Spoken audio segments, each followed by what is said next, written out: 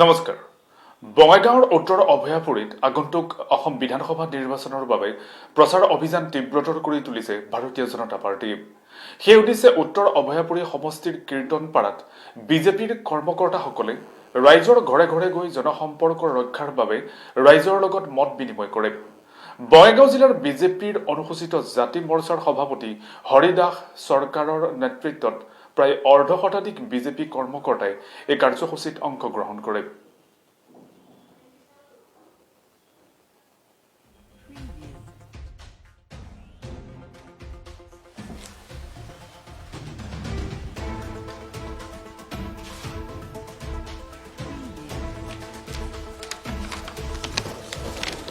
সমাগত অসম বিধানসভা নিৰ্বাচনৰ বাবে বঙাইগাঁৱৰ উত্তৰ অভয়াপুৰীত ভাৰতীয় জনতা পাৰ্টীয়ে নিৰ্বাচনী প্ৰচাৰ অব্যাহত ৰাখিছে। সেই উদ্দেশ্যে উত্তৰ অভয়াপুৰী সমষ্টিৰ কীৰ্তনপাৰাত বিজেপিৰ কৰ্মকৰ্তাসকলে ৰাইজৰ ঘৰে ঘৰে গৈ জনসম্পৰ্ক ৰক্ষাৰ বাবে ৰাইজৰ লগত মত বিনিময় কৰে।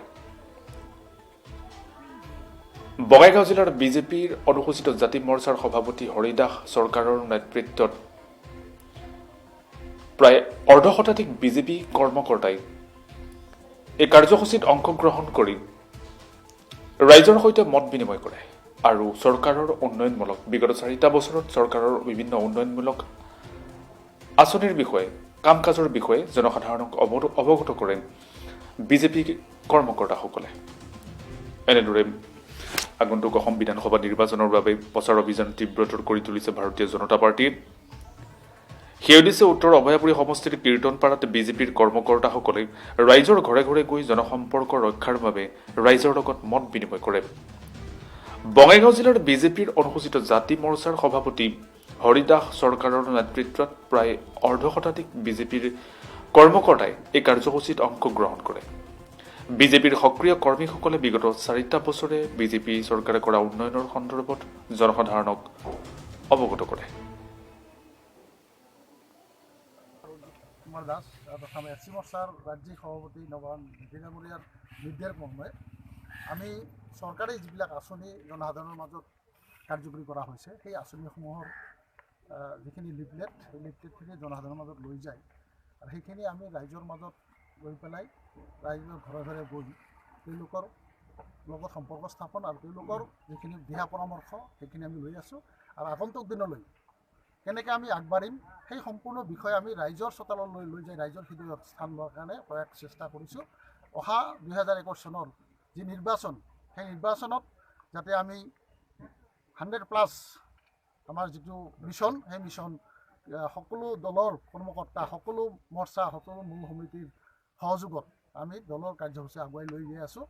এইখিনিয়ে আজি আমাৰ মূল উদ্দেশ্য আৰু অহা দিনত অনাগত দিনত যাতে আমি এই আগন্তুক নিৰ্বাচনত আমাৰ দলৰ প্ৰাৰ্থী যাতে আমাৰ দলৰ কৰ্মকৰ্তাৰ কাৰ্য বা সাংগঠনিক দিশৰ যিটো নিদৰ্শন তাৰ জৰিয়তে যাতে আমি আমাৰ সমষ্টি পাওঁ তাৰো আমাৰ প্ৰয়াস চেষ্টা চলাই আছোঁ। কিমান দিন ধৰি এই কাৰ্যসূচী আমাৰ দলীয় কাৰ্যসূচী বিগত 2 মাহ ধৰি চলি আছে আৰু যোৱা 7 তাৰিখৰ পৰা আমাৰ ঘৰ ঘৰ কাৰ্যসূচী এছ চি মৰ্চাক আমাৰ এটা দায়িত্ব দিছে।